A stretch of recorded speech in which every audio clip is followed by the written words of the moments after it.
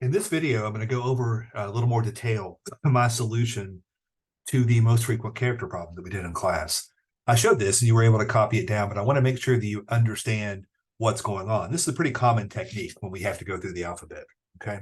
So I've just got the basics of the program up here. It's a little bit small in case that makes it easier to, if you're on your phone. Hopefully that's easier, okay? So I've got my main function. I've got it called at the bottom. Then I've got my frequent character function. So I have some random string that I'm creating. I mean, this is easy enough if you want the user to enter it themselves. You could just say s is equal to input, enter a sentence, whatever, okay? One thing I am going to do, I'm going to let s be equal to s dot upper or lower, either one, so I don't have to worry about more than one case, okay? I'm then going to call the function where I'm sending that string down here, okay? So again, once you're down here, one way to do this, I mean, I can let my count, I guess you could have like an A count variable and a B count variable. Okay, then you could do or CH and S, because that's going to go through my string one at a time. Then I can say if CH is equal to A, then A count plus equal 1. Okay, I could do that for all of the letters in the alphabet. Okay, and then I would have to go through a loop of some sort and figure out how to see which one was the biggest. That's a real pain. Okay, so the first, and I'm not sure it's possible to get the maximum. That would be, you would have to go through with some, well, you couldn't. There's no way to, you can't iterate through it. And when I was talking before about the advantages to a data structure, this is it. Okay, for sure. So I can make this better by making a count list. Okay, so count is going to be equal to, I want to make them all zeros to begin with, because at this point I have no any character, okay, times 26. Okay, there are 26 letters in the alphabet. Okay, and that makes things a little easier. That I could then just say that count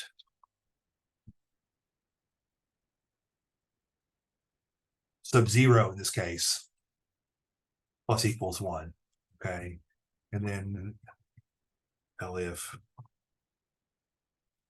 ch is equal to b.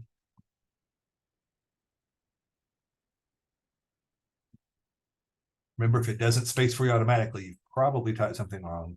Then count 1 plus equals 1. And so you can do that for all the letters that you want.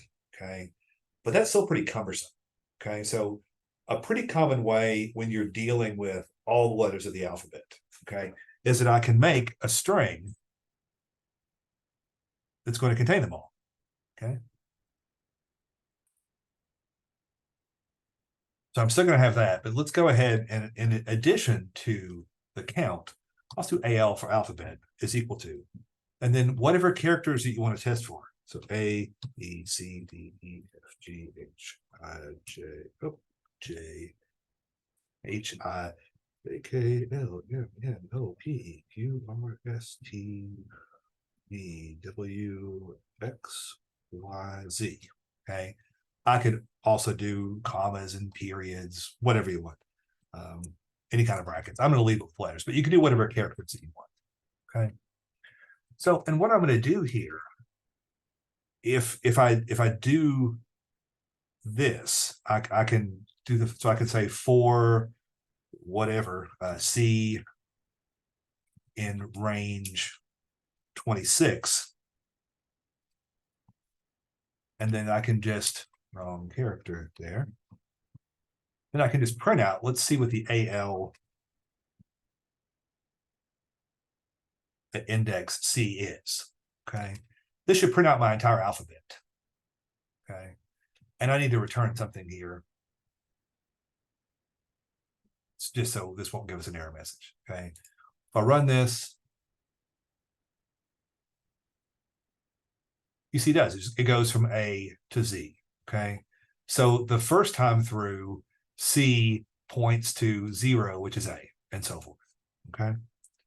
So once I have this, it simplifies my life a little bit on the rest of the problem. So I can move this over. And now I'm going to go ahead and do for CH in S that comes in, okay, which in my case is going to take what's now big A, big A, big A, big B, big B, little big A. All these are going to be big because of this command, okay? So for each of those, so the first time through, it's going to have a big A, and then it's going to go in this range.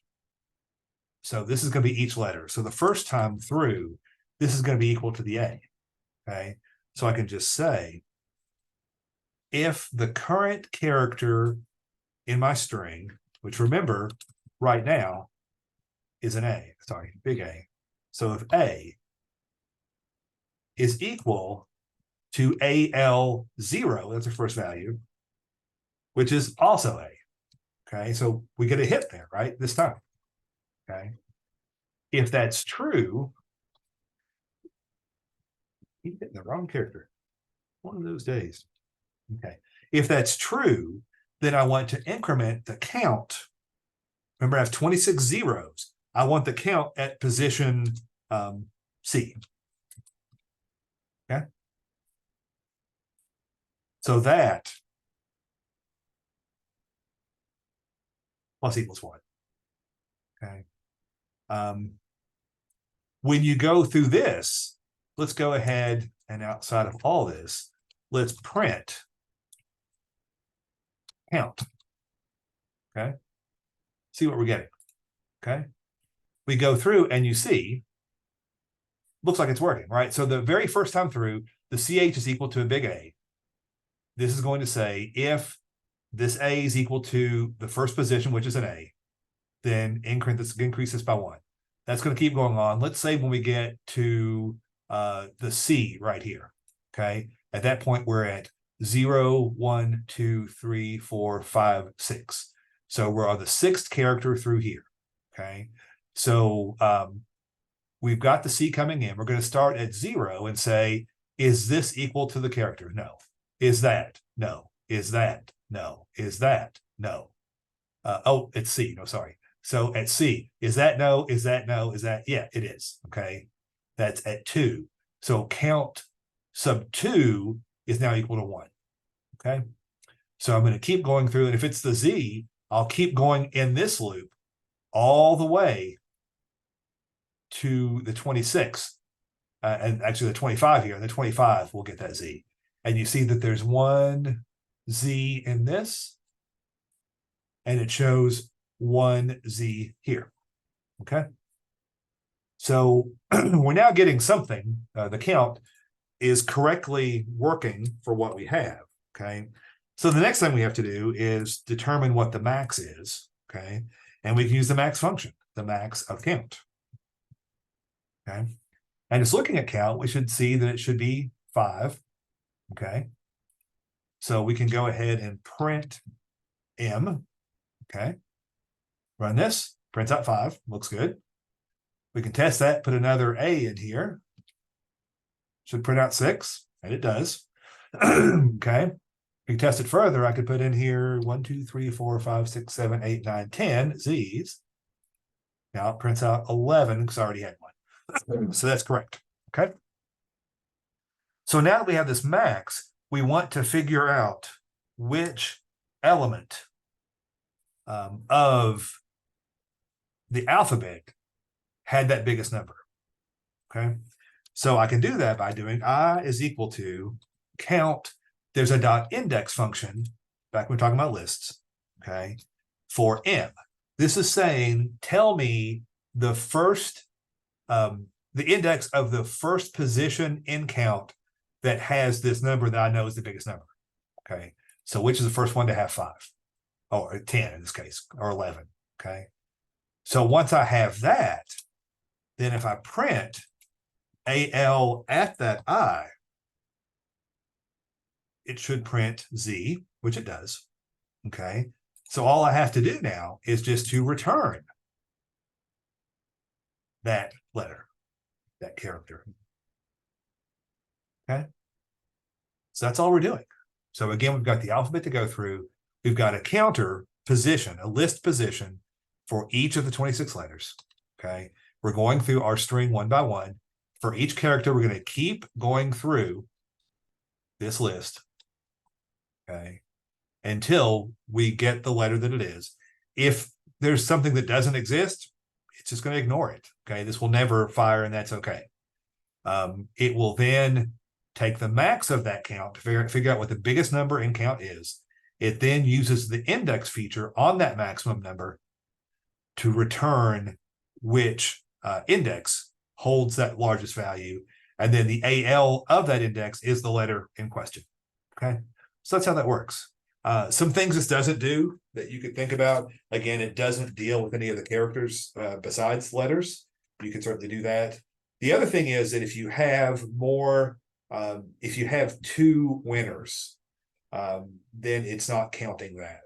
So you have to think of a way to look to make sure that if there were two letters that were the same, it would just pick the first one. Okay, so if I had, let's say, KZ, and they're both 5, it's going to give the answer as being K.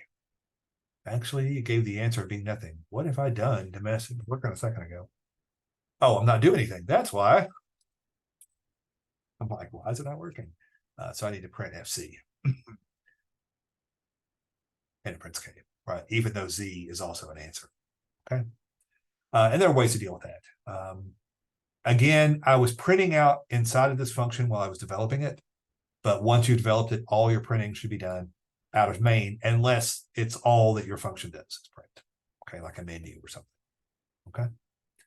Okay, so hopefully this was helpful. It's a technique that you can use again and again whenever you have to deal with all of the letters of the alphabet.